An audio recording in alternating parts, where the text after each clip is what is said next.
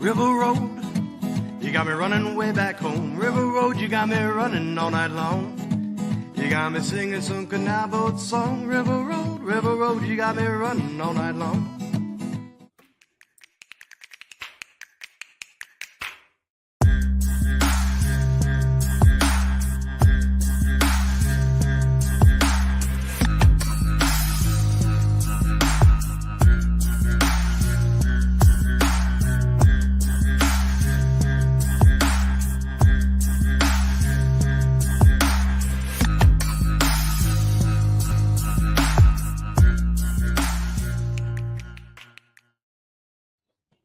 All right, everybody, we are back.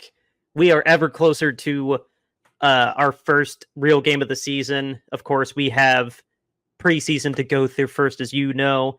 And unless we tell you otherwise, we should be on our weekly schedule. Let's make that call with Eric actually here. Because as you see, the OG hosts are the only ones here today. Me and Mr. Jimmy B. Jimmy B, how are you doing? Good. Don't forget Batman. Batman's here, like always. Yes, our other unofficial mascot with the couch potato peanut. How's it going, Batman? So, yes, guys, we had a lot of news go on. It was in my name tag, but it's not there anymore because StreamYard issues, hashtag StreamYard issues. But Patrick Willis got to give his induction speech for the Hall of Fame. It took 3 tries, but he made it in. I thought that was worth noting here at the top instead of at the back of the show. I watched his speech. It was awesome. His bust was really cool. I didn't watch all the other speeches, but I plan on it, like Devin Hester and Andre Johnson. But yeah, no, that was really cool to see Patrick Willis finally get in because, yeah, he only played 7 years. He was the best linebacker all 7 of those years except his 7th year because he didn't play. I think he played 3 games and then he hurt his foot. Yeah. Well, But I mean, he was amazing. You have a short career like that. If you're the top of your sport for those years, then yeah, there's no reason why you shouldn't get into the Hall of Fame. I think Gale Sailors is in the Hall of Fame. He only played like 5 seasons or something. Right. Seasons. So his resume speaks for itself. It was my God, or maybe it was 8 years. I don't have it right in front of me, but no, every year except his last year, Pro Bowler, first team All Pro. If not, I think maybe one. I think it was all first team. I don't think he got second team, but yeah, NFC champion in 2012. We lost that Super Bowl, but just a monster. He and Urlacher overlapped as dueling best linebackers in the league for like a teeny bit. But no, I was so happy. I didn't care that he only played for less than 10 years. Like his resume spoke for himself and his game tape spoke for himself. So it would have said congrats Patrick under my name, but I don't know why it disappeared. But I was glad that Hester got in just because, like, due to the fact that he was strictly like a, special teams ace to get in. That's very, very rare that you see somebody that just basically plays nothing but special teams and gets into the Hall of Fame. That's just how disgusting he was at that. And on the eve of the new kick return rules, it'll be really fascinating. Surely someone's going to get his 2 cents during the season. Like he'll do like a, not in game, but like a studio reaction. There's no way we're not going to get a studio reaction from him on week 1, if not week 2. You mean but, like cast maybe on Monday Night Football? Oh, dude, that'd be the best get for him. How loosey-goosey that would be versus like in the ESPN studio. I think that with Steven, I think that'd be best. Yeah. He could definitely say like, well, back in my day, like, but no, he was a beast. I was very happy for him to get into. Same with Andre. Like, I shouldn't like the Texans because they play the Colts twice a year, but Andre Johnson was a monster. I hated seeing the Colts go against him because he was a beast. And yeah, Torrey Holt still needs to get into the Hall of Fame, but I'm very happy for Andre nonetheless. That's the go-to receiver I go to until he gets into the Hall of Fame. I just can't believe you think Eli Manning's a Hall of Famer. He's gonna get in. There's plenty to say he shouldn't be, but let's be real. He's gonna get nepoed into it. Like let's call a spade a spade. He's gonna get nepoed into it. He's Peyton's brother, and he has the same amount of rings as him. Like those 2 seasons were unprecedented. Him winning. Well, basically because he got hot at the right time. I mean, essentially it was a baseball team just getting hot at the right time. Like he's a 500 quarterback. Like 118 and 118. Like, and he couldn't even beat the Eagles. Like A just world would make him be a second or third ballot, but I will have to see it to believe it that he's not going to be a first ballot. he's not gonna be first ballot. No way. No, he's not gonna be first ballot. Well, we got a year to wait and see. I can't wait. For sure, Vinatieri, though. Vinatieri 100% is going to be a first ballot next year. Like, we can agree on that. Kicker. I mean, dude. He kicked for 20 years, kicked in 5 Super Bowls, won 4 of them, game-winning kick in 2 of them. I just want to point out that there's only one other kicker in the Hall of Fame. And I don't think Adam Vinatieri is even the leading scorer, right? He's not out of kickers. He doesn't have the most points, right? Not anymore because of Justin Tucker. The benchmark before Justin Tucker, though, was him. He was insane. I just think the voters might have trouble. I do believe he's the Hall of Famer. I just don't believe there's no way first ballot. No way.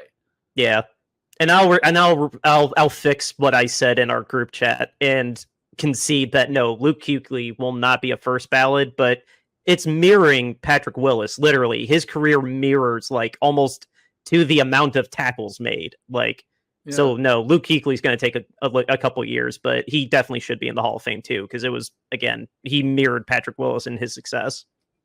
Yeah. Like down to the not playing for 10 years, abruptly retiring out of nowhere. Yeah. But no, that was fun. It was cool that the Hall of Fame happened. I still, it could be an excuse to go see Eric too, because he's not that far from Canton either. So that'd be fun. Yeah, I could fly to your house, and then we take I think it's 5-hour trip to Canton from your house. Yeah. I think Columbus is that. I think we measured it. Yeah. Yeah, somewhere between 4 and 5, I think it is to get to Canton and Columbus. It's not too bad. That's what's so nice about Indianapolis. It's literally within 5 hours of driving of St. Louis, Detroit, Louisville, Cincinnati, Columbus. It's perfect. Chicago, it's perfect. What about Pittsburgh? How close are you guys to Pittsburgh? Oh god, that'd be closer to like that would have to be probably like a 6-hour drive, maybe closer to 7. I'm just guessing. It's further than Columbus. You have to drive all the way through Ohio. Like you have to drive through Ohio? Yeah, no. Why wouldn't we drive through Ohio? I can't see a map right now, so like I'd have to drive south to Kentucky and then through West Virginia and Virginia, and then, or maybe not Virginia, but like, no, going south would be pointless. Just go parallel through Ohio. Oh, okay. Or at least to me. And then you have like a teeny bit of West Virginia because it has that weird spike boner on it. But speaking of Ohio, I saw this map. I don't know where exactly I saw this. I think it was on Facebook about different countries and what football team they root for, like who the most popular football team is in that country. I think we are the most popular in Mexico, if I'm not mistaken. Actually, I don't. Well, you might have been, because I know I didn't take into account Mexico, but I thought that it was funny that there's a country in Africa who the number 1 team is the Cleveland Browns. Really? Yes. Interesting. I was like, okay, like the Cleveland Browns.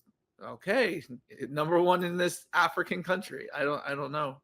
The only ones that I know are, I'm pretty confident that we're number 1 in Mexico. If we're not, I will accept correction. And then obviously the Jaguars are England because of Shah Khan. According to this, they said Miami is actually the most popular in the UK. Really? Yeah. Maybe because it's the opposite of their dreary weather. Yeah.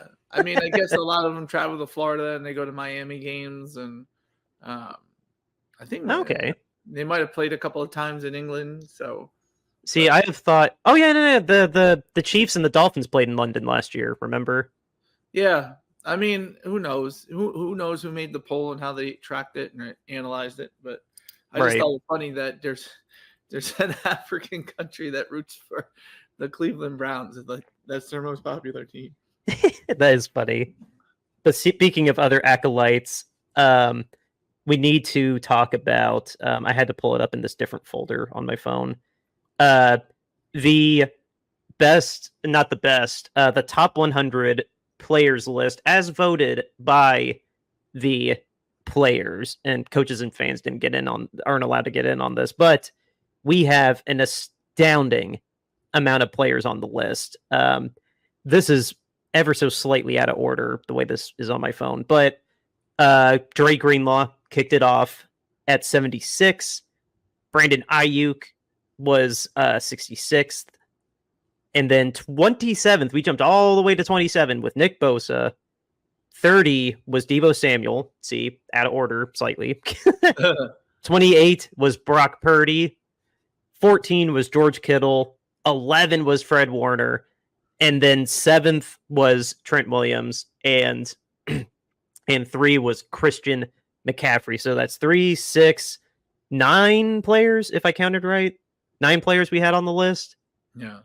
Just unreal. I'm just pulling up their Facebook just to triple check that. But no, that's just stupid. I think that had to have been the record for players on there This year, I would think.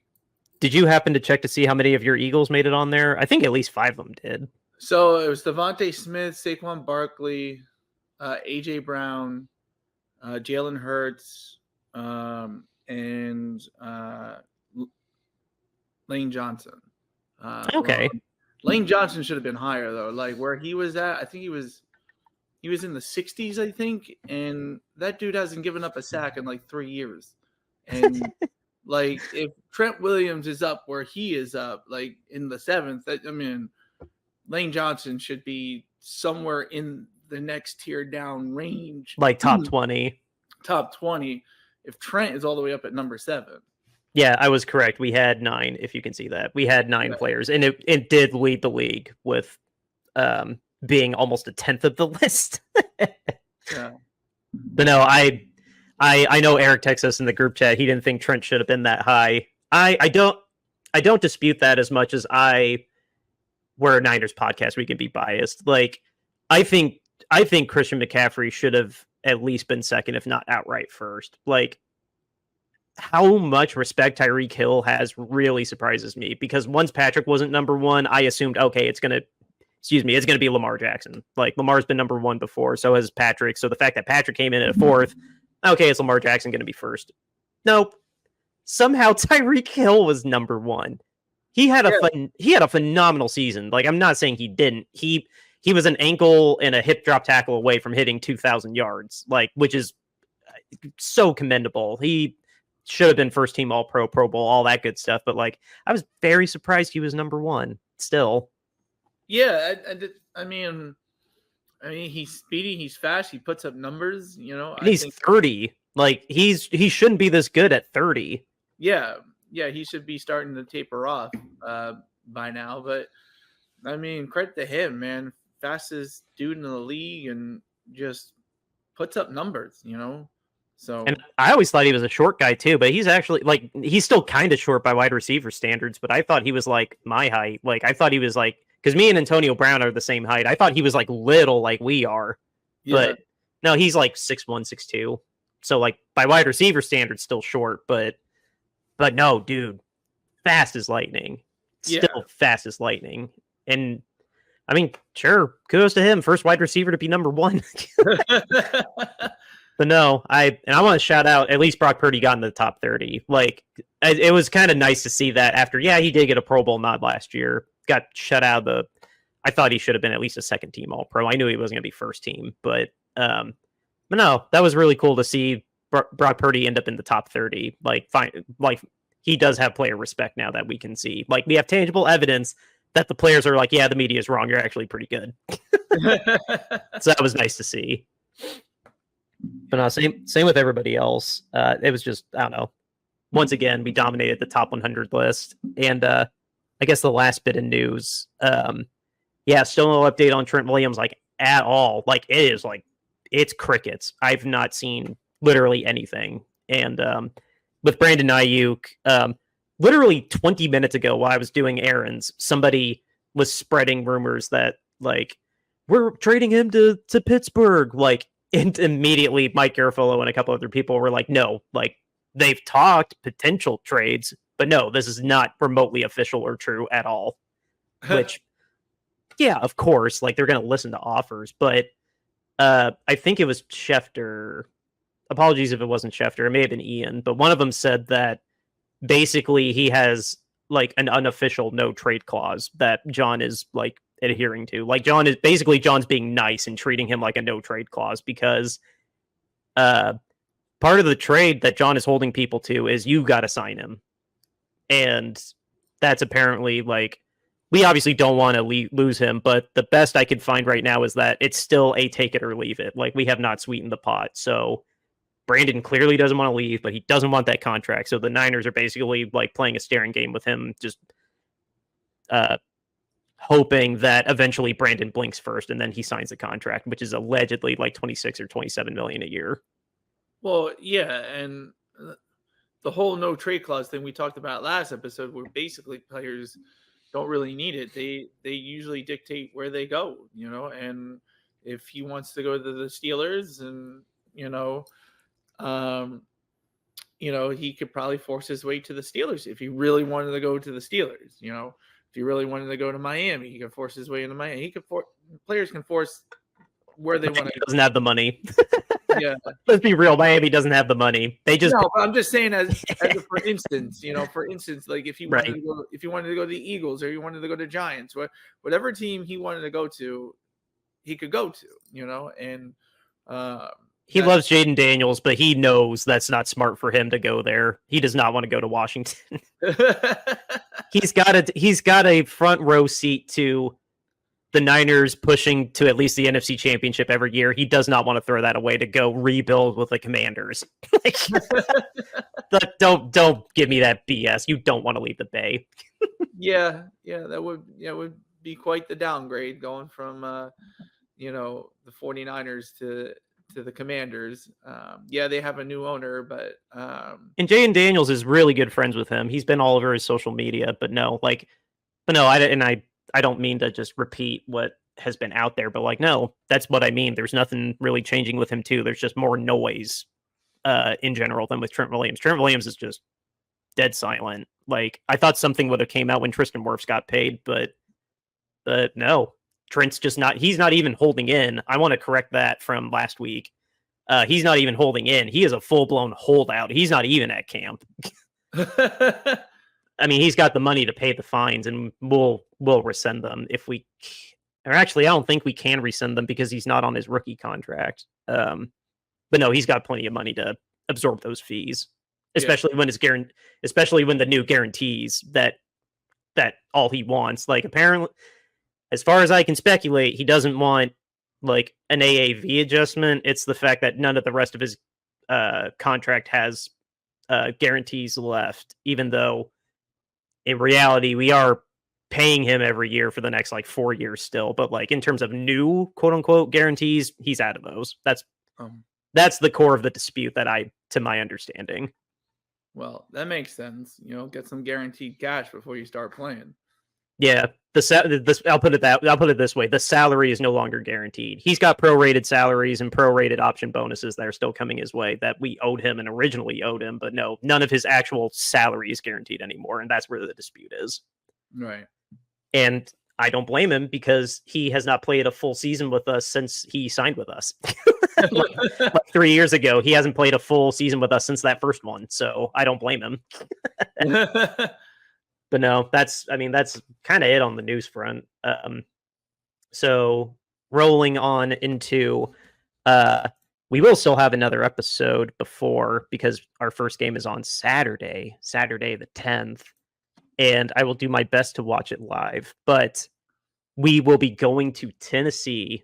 I believe we're going to Tennessee. I still have nope, I didn't. But anyway, I think we are going to Tennessee this Saturday to face the Titans, who low-key have had a really busy offseason. I don't know if at Tennessee at 1 o'clock our time. It's 4 o'clock their time.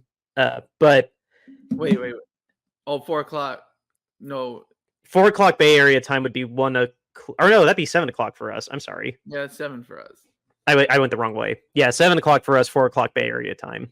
But yeah, low key, we don't not too much time to talk about it, but the Titans have low key had a really, really busy offseason. Their roster has been really, really, really flipping. And I apologize for forgetting his name. He was with us until this year, going to Tennessee. But yeah, their GM that we molded, so we'll pat ourselves on the back for that. He's been really busy flipping that roster over. Well, he needed to. It was a very aging roster, especially when your whole offense was, going to be a 30-year-old running back. Yeah. And now it's 3 30-year-old wide receivers. Because I think Calvin Ridley is either 29 or turned 30. But anyway, But yeah, no, they just signed Quandre Diggs from. He was with Seattle, and then as a free agent, he joined the Titans. But that was, I swear to God, I don't have the list in front of me, but they've signed I think they've signed the most free agents since March. Their roster is going to be drastically different. That guy really hit the ground running, about as busy as the Bears were.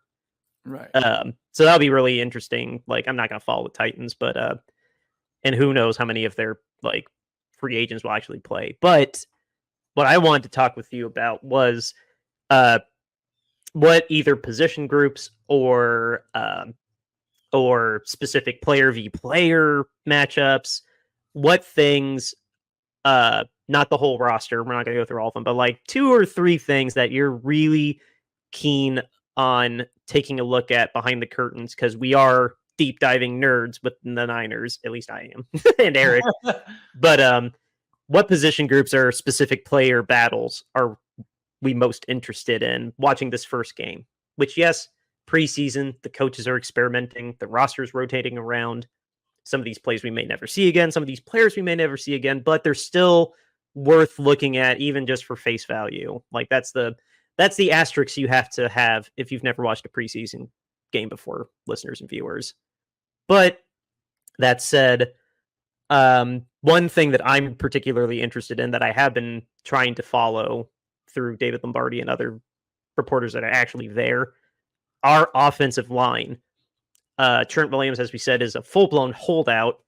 Aaron Banks is dealing with an injury. Feliciano was dealing with a little injury, and Spencer Burford full-on broke his hand.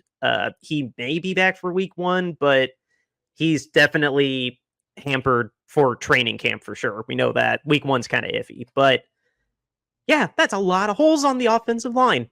That's a lot of them. That is both right guards, possibly not playing. Our left guard is hurt. Our center, Brendel, I believe, is still playing. But we've brought in some depth behind him because I guess I don't know. I thought he played fine last year, but we've brought in some depth to challenge him. And then we need to figure out who's going to be either who's going to be Trent Williams' backup. Should this holdout go on forever, or he missed 1 or 2 games, which he has for the past 2 years. So I'm really, really not concerned. I'm really fascinated to see how this plays out, because we drafted Pooney pretty high. I think he was our 3rd round draft pick. We even just today, I don't have his name, but we've signed a handful of offensive linemen as free agents to battle out for depth spots. Because none of these injuries seem serious to Burford and Banks and Feliciano, but yeah, no, basically none of the starters on the offensive line, I'm assuming, are going to be out there, Brindle included. So, yeah, which means you shouldn't put Purdy out there. Yeah, and I'm assuming McKivitz is not going to. I'm just assuming McKivitz is not going to be playing, but McKivitz is the only one that's healthy or not holding out, so that's not good. Yeah. But yeah, I don't know. The offensive line is going to be really fascinating to watch for me, whether they're defending Joshua Dobbs or Brandon Allen, or I know we signed another quarterback, but I can't remember his name.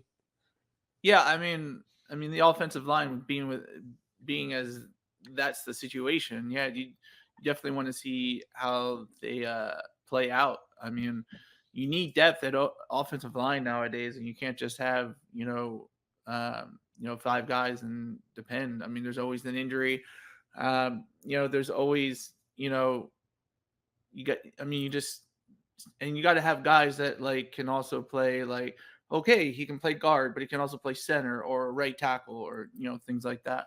So They'll be interested to see where everybody lines up and on the offensive line and where they where they go from there. So Yeah, absolutely. Another position battle that is really interesting to me is going to be what are we going to be doing opposite of Tarvarius Ward? Because Tarvarius Ward, he's our lockdown. He's always going to be covering X. Like he's our lockdown number one corner. So for any eagle-eyed viewers, we wanted Diamador Lenore, to stay on the outside, but we couldn't because Isaiah Oliver sucked. So we had to move Demo back into the nickel, and then we rotated a couple guys. Ambry Thomas, I think, played the most, but down the stretch in the playoffs when we signed Logan Ryan and him would basically like play musical chairs. Like Ryan would sometimes come down to be the nickel, Demo on the outside. Ryan go back to play safety, Demo come in, and then Ambry's on the outside. Like it was kind of a bit of a musical chairs situation like that. So we don't want to do that again. So we did draft a few and we signed a few defensive backs. So I mean, I don't really know much else to say besides like Ambry Thomas is fighting for his job because basically our whole cornerback room, Tarvarius Ward included, are all free agents next year. Our back room is going to be very, very, very different next year. Same with Talanoa Hufanga. Jair Brown's basically the only one that's under contract next year. Our entire defensive back room, minus whichever rookies make it through training camp. Like it's going to be very, very different. So if it's one of these younger rookies that we can actually know are going to be with us for another 3 years, stand out and earn the position, that would be so wonderful. Because I'm not going to pretend that we're going to keep any of these guys. You can't assume we're going to keep Ward or Hufanga or Demo. Like, if anything, we're maybe only keeping one of them if we're keeping any of them. Like, that's how tight our money's going to be when we sign Purdy. And you can't sign 5 defensive backs in one season. That's just not going to happen. So, yeah, back to what are we going to do? Are we going to be able to keep Demo on the outside, or is someone going to stand out enough that we're cool with keeping Demo inside, or is an unnamed nickel going to stand out, and then we can finally keep Demo on the outside like we've always wanted to? Like, I mean, yeah, I know the Eagles right now have about 10 defensive backs right now in camp, and so, we'll take one. I mean, I could see something like, okay, because we have, I mean, like, well, you need desperate corner help though. You need corner help way worse than we do. Well, so Bradbury's going to safety, but Bradbury he's probably going to get cut if he can't transition to safety. But I mean, there's so many corners on there that, I don't think the 49ers and Eagles would trade, but I mean, if the offer was right, I mean, generally speaking, like if you're going to trade to the 49ers, like there's a certain price for everybody else. And then there's a certain price for the Niners, it's going to be more expensive for the Niners. Know as well as I do that John is the strong man when it comes to trades. He is a flat out bully when it comes to trades. Could you imagine like what that phone call would be like between Howie Roseman and Jonathan Lynch, trying to trying to figure out on the wall for that would be amazing. Yeah. That'd be a fantastic phone call. Yeah, because the Eagles are pretty deep in defensive backs, and so that's one. And everybody's like, well, the Eagles, we need a third wide receiver. So I don't think we're getting it from the 49ers, but I mean, if you want some good young defensive backs, the Eagles got them. I'll tell you that much. They got Keely Ringo. They're not going to trade Kenyon Mitchell or Cooper DeJean. You spent 2 first-round picks on those guys. They're not going anywhere. They're not going anywhere. But Keely Ringo, who was like a 3rd or 4th-round pick last year, Eli Ricks, who was an undrafted free agent 2 years ago, have shown promise, in preseason game and camp. But there's just so many. We just have so many of them. So that could be one place to go get one. It just, the price would be a little high probably for you guys, because basically you're a rival, you're a conference rival, and so we'd be making you better, and we probably only get a draft pick back, because I don't think you have any wide receivers on the depth chart that we'd be willing to pay, third wide receiver money, so definitely, yeah. No, if you're going to get a player from us, it's going to be because we cut them and they're on the waiver wire. Like John will trade, but he will strongman you for like, he wants something in return. He will not give up any. You saw what he did with Jimmy. Like, you want to talk about the hardest trade negotiator in the league? Like, I mean, he'll listen, but it'd be interesting, like him and Howie Rosen trying to figure out a trade, like what that would be like, Oh, dude, that would, oh my God, that'd be so amazing. I would love that. Yeah. But anyway, the quarterback depth, that's going to be really, the next offseason when everybody's up for a new contract just keeps me up at night. I hate that we're going to basically possibly lose our entire backfield except for Jair Brown. but somebody in this draft, we drafted at least one, maybe two. I don't know. We picked up we picked up not Odom. We picked up somebody from free agency too. We'll find out. We're not playing next year without defensive backs, but but anyway, the other I guess to give it a third one, the third biggest thing I want to keep my eye on is the quarterback, the backup position, because obviously Purdy is like the starter, undisputed. That's not why I want to figure out who's going to be backing up him, because his history's shown us 2 years in a row the backup position is pretty damn important.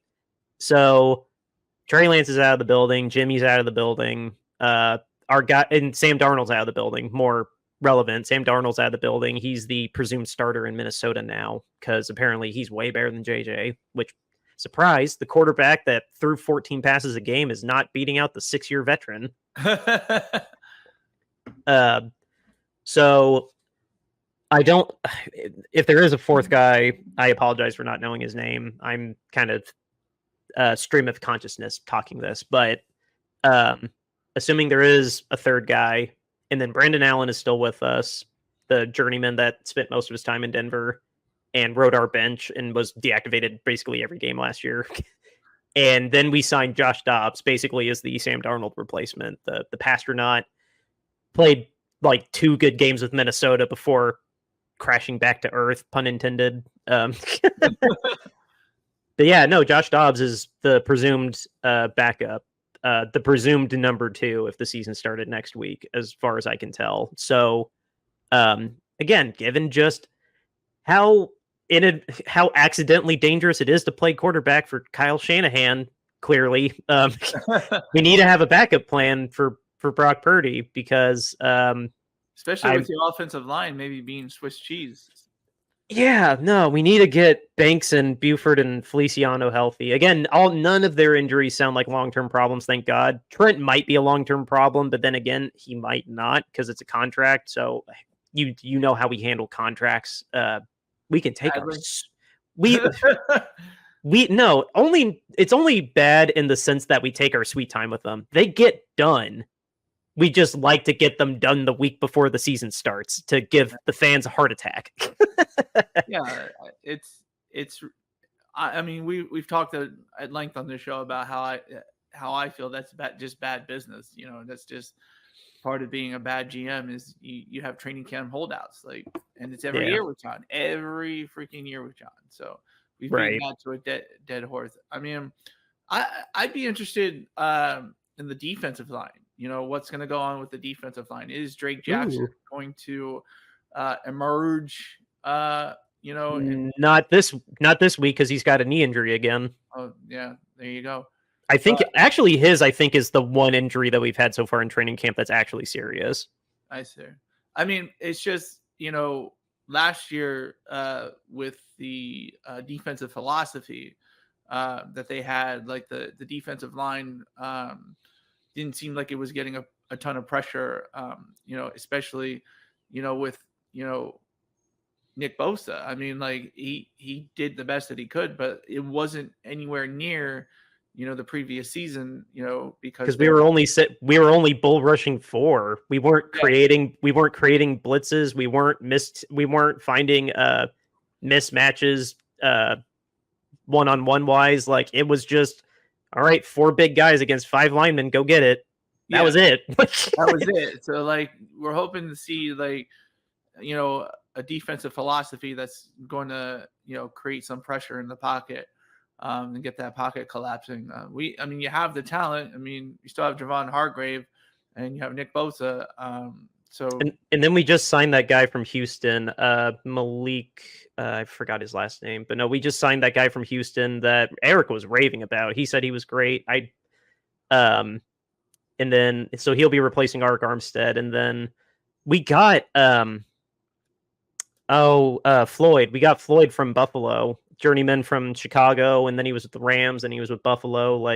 But he's very consistently hit 9 or 10 sacks like the last 5 years. Like he's for his age especially still a very productive rusher who we rotate around, but no, like starter, like he should be the starter opposite of Bosa. So that would be a nice upgrade. yeah, I mean that's what you needed. That was one thing that was lacking last year, was pressure from the defensive line. And was, like we said, based on defensive philosophy. It wasn't really necessarily the talent there, but defensive philosophy wise, they were not creating mismatches. They were not doing stunts or twists or anything like that to, create pressure. That ended up being our coordinator's undoing, was being too back focused. Because he was a defensive back coach, so I mean I get it, but no, he was not. Our now defensive coordinator is the ball father, so leading the league in turnovers is very likely for us again, which would be cool because that'd be 3 years in a row. But he has been there long enough to see how it worked for 3 years with Saleh and then Ryans, and then how it didn't work last year with Wilkes. So now he can go back to the roots of Saleh and Ryan and maybe get back somewhat or get closer to what we were doing before and get creative with the defensive line. And he's got Brandon Staley that he can bounce all of his ideas off of. Like that's he finally got an official title of assistant head coach - defense. And yeah, so he is going to be a bouncing board for Nick Sorensen to talk through defense. Somebody that was a head coach and a very successful defensive coordinator. Notice I didn't say successful head coach. But he is a very, very smart defensive guy. So having a springboard like that for a first-year defensive coordinator could have a lot of benefit versus having a guy coming off the street like Wilkes did. And we didn't let him bring assistants. We didn't let him install his philosophy, so to say. So having somebody in-house where he already understood the philosophy before Wilkes changed it last year, that could reap some wonderful benefits for the defensive line that we didn't have last year. Because you're right, we didn't get as many sacks as we did. Yeah. And I mean, with the talent that you have on defensive line, there's no reason that you guys shouldn't be creating pressure a lot more than what you did last year. So we don't have Greenlaw. We still have Fred. So like the whole front seven, but we got Campbell from Green Bay, who Campbell's not a bad linebacker. I feel like he would still land in the top 10. I don't know, top 5, but no, Campbell's ceiling is very high. He was an all pro, just we're not too many years removed from his all pro season. And he could be a good stopgap until Dre Greenlaw gets back. So no, hopefully we can utilize the whole front seven more creatively than we did last year. Yeah, that needs to be a focus this year, creating more pressure from the defensive line, for sure. So yeah, that's the thing I'm most interested in seeing, come Saturday, when they play. Good pull. What do we think? Since we're getting near our time on this one, what do we think? How worried are we about Moody? Like, maybe, I don't know if I should save this for Eric because I love his thoughts on Moody. But no, I say this more as like a joke. I am not worried about Moody. Yeah, he's a young guy, and yeah, he had ups and downs last year. I saw more ups than downs, though, personally. Like, yes, he missed a kick in the Super Bowl. He missed a handful of kicks, not a lot. He missed a handful of kicks in the regular season. He was a rookie. Unless I see otherwise, I'm assuming he's going to get better. He's going to get calmer. He's going to be older. He's going to be wiser. I'm sincerely not worried about Moody this year. Well, I mean, yeah, he missed a couple kicks last year. He made some kicks, but he made some great kicks last year. Yeah, he's a first-year kicker. Not everybody can be Jake Elliott from the Eagles right out of the gate. Or Harrison Butker, who who literally just signed the most expensive kicking contract today. Like no joke. I saw it while I was working a couple hours ago. Like $6.5 million a year. Like yeah. So, and there was, the year after, like the second year of Jake Elliott, there was regression. He wasn't making as many kicks, but Mason Crosby had some bad years with Green Bay too. Yeah.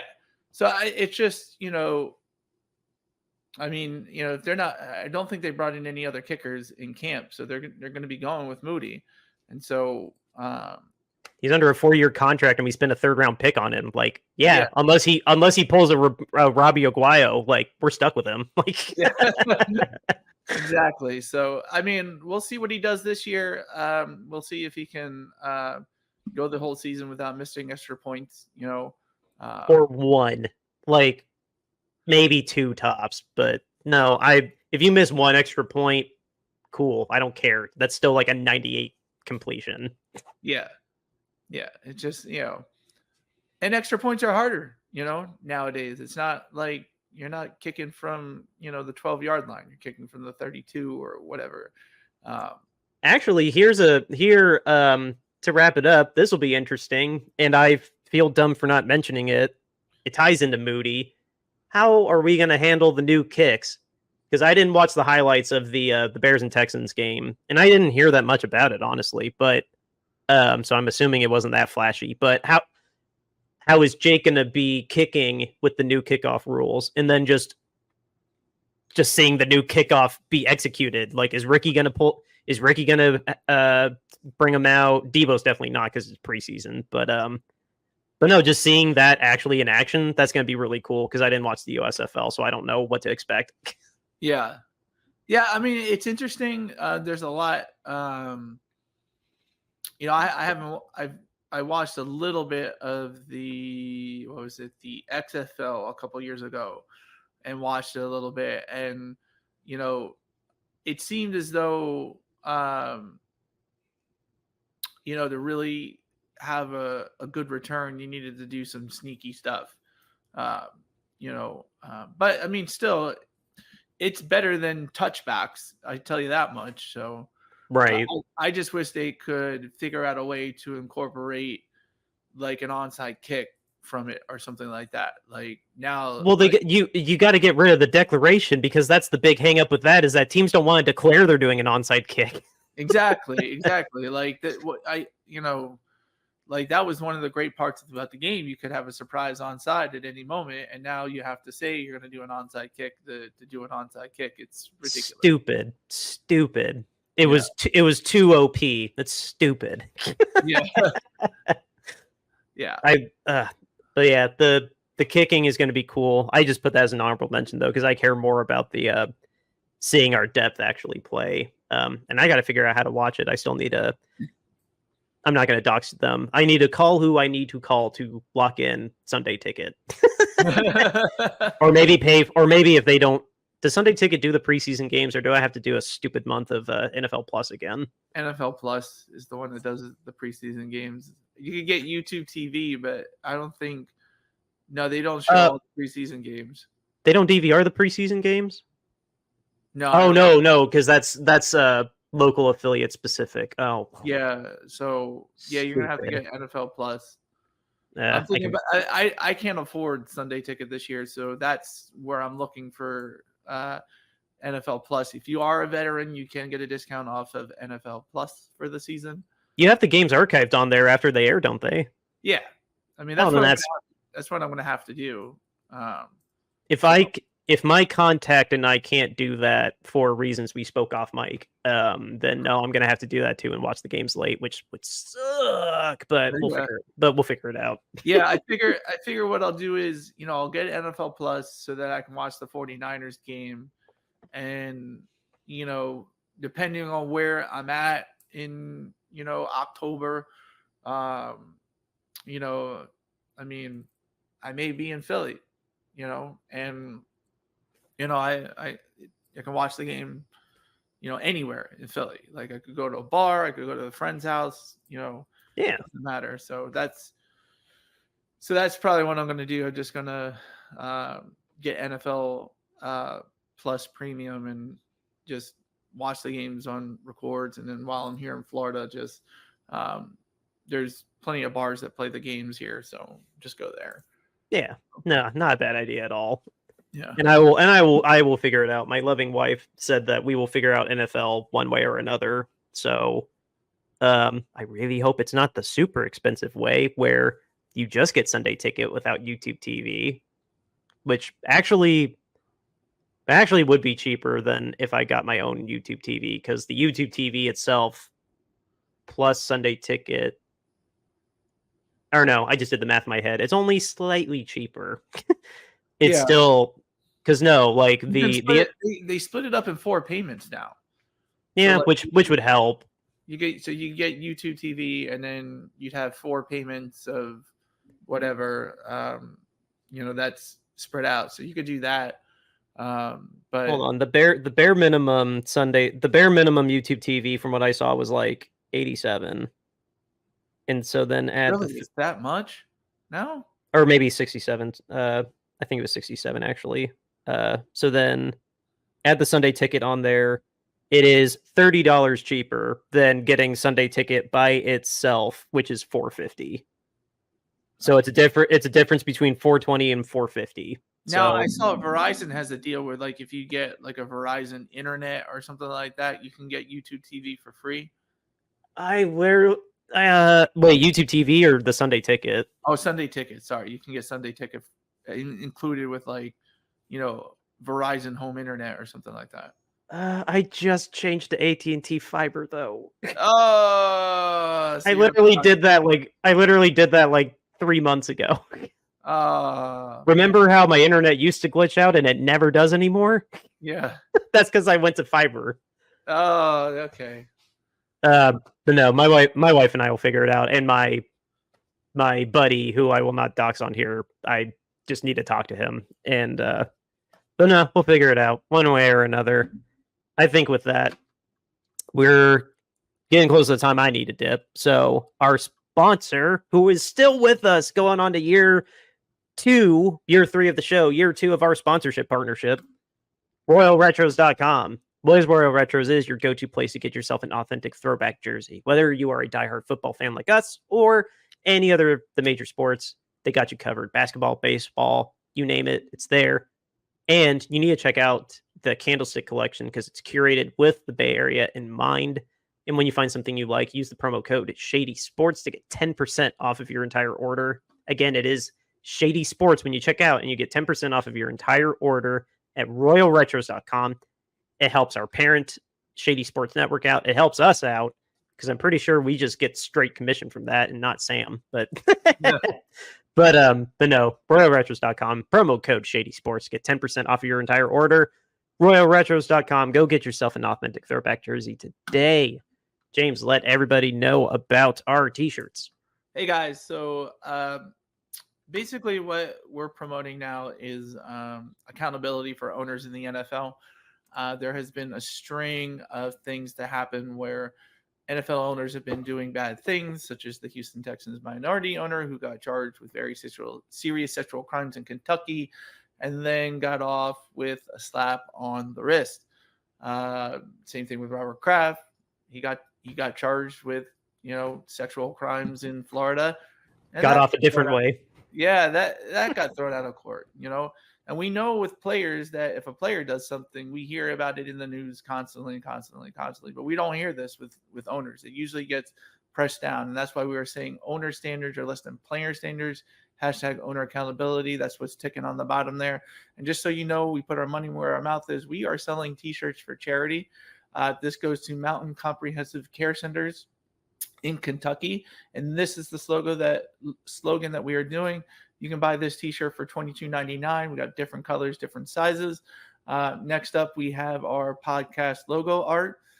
This you'll find as our profile picture on our YouTube page or Spotify, Apple Music, wherever you listen to us. $22.99 gets you that in a t-shirt, and we have different sizes and different styles with that. Next up, we have our alternate logo, Niner Nuts. I have this shirt, very high quality.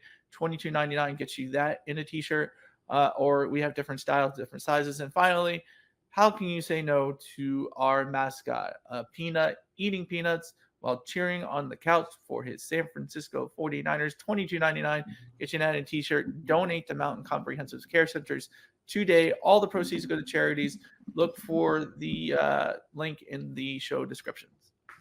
Yeah, I put all of them there. And like James said, we don't want money from these shirts. We just want you to get a cool shirt and help out some families with Mountain Comprehensive Care. So with that, the only I did not pull up Roto World while you were talking, but the only bit of news that, I mean, we kind of covered, we're at that point where basically there's just so much news. We talked about a lot of news. Oh, actually, there was one bit of 49ers news right here at the very top. Breaking news. We have placed an offensive lineman, I think, Pat Elflein. I think we got him from, or he last played with Minnesota, and now we've put him on IR, which would explain why before we hopped on here, I saw we signed Lewis Kidd, who at least the picture they used, he played for the Saints. So sorry, Pat, that you're on IR. Basically, that means he can request an injury settlement when he's actually like healed up, and then just go play somewhere else, because that's how IR works. With I know you can come back to the same team now.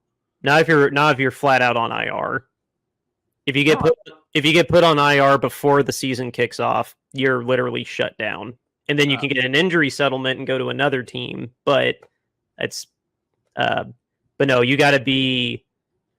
I'm pretty sure you can come back now in the middle of the season. Like you have to sit out like half the season on IR, and then you could come back for a brief window, somewhere around like the trade, somewhere from the trade deadline. Isn't that PUP? That's like 4 games. Like IR, I believe you can go IR like half a season and then come back. There's a brief window where you can come back, and then if you don't come back, then you're on IR for the rest of the season. I'm pretty sure that's the way it works. Oh, I thought when you were on, I know it used to be like once you were on IR, that was it. You had to get an injury supplement to play somewhere else. But now IR just means like I believe you're going to be out for at least half the season, and then there's a small practice window or something like that you can come back and try to come back. That's the same thing that, you know, when you're in the regular season, I know that's exactly how it works. Like IR's minimum in the season is like 6 weeks, maybe it's 8. But yeah, you get you can start the 3-week practice window when the team is confident that you're about to come back, if not back, but just playing it safe. And then after the 3-week practice window, you're shut down for good, or you're put on the 53. Yeah, but I think that can happen. I thought IR in training camp meant you were like done. No, because I think Cooper DeJean is starting out on the IR list. Like he's not a PUP list person. I think he's an IR list person. Oh, okay. So I'm dumb. We either started Ricky Paracel on PUP or IR. I can't remember offhand. I need to look at how IR works. I fully accept if I'm wrong on this, and I would love for that to be the case. I thought IR in training camp meant you were done. But if they change that with the last what's CBA. It called? Yeah, if they change that with the last CBA, that's a good one. I like that. Yeah, I know it's been changed a while now, and I'm pretty sure it can happen in preseason or, you know, whatnot. So Okay. Well, I will check that before our next episode. I need to dip out of here. And guys, we will be back for at least one more episode this week, and we should be weekly before the regular season starting. We'll consult when Eric's back. Eric should, knock on wood, Eric should be back for our next episode this week. But yeah, we will keep you posted. We just, things are a little fluid in our personal lives, so just for the sake of transparency, we should be weekly sooner than later, but we'll let you know. You are going to get an episode on Friday this week, though. So All right. until then, guys, Outro music, River Road, Justin Youth. eat the Titans. I can finally start saying that again.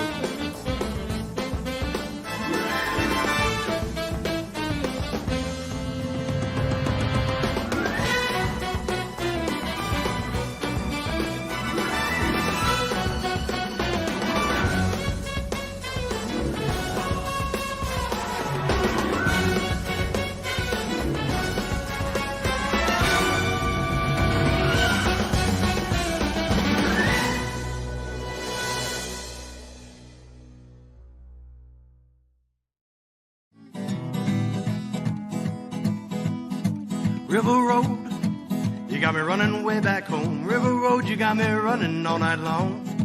You got me singing some canal boat song. River Road, you got me running all night long. River Road, where have all the women gone? Have they kissed her hand and waved you bye-bye? Have they thought about crossing your double yellow lines? River Road, they love the way you whine and cry.